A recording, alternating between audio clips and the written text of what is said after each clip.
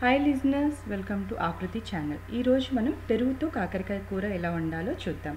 దీనికి కావలసిన వస్తువులు: కాకరకాయలు 2, టమాటాలు 2, ఉల్లిపాయలు 2, పచ్చిమిర్చి 2, చింతపండు పులుసు 1/2 టీ స్పూన్, 1 కప్పు పెరుగు, నూనె 2 టేబుల్ స్పూన్లు, ఆవాలు 1/2 చెంచా, మెంతులు 1/2 చెంచా, పసుపు 1/2 టీ స్పూన్, కారం 1 టీ స్పూన్ మరియు తగినంత ఉప్పు. ఇప్పుడు చేసే విధానాన్ని చూద్దాం. ముందుగా కాకరకాయలు గింజలు తీసేసి చిన్న ముక్కలుగా తరిగి పెట్టుకోవాలి. అలాగే ఉల్లిపాయలు మరియు టమాటాలు కూడా చిన్నగా తరిగి పెట్టుకోవాలి. పెరుగును ఒక గిన్నెలో గిలక్కొట్టి పెట్టుకోవాలి.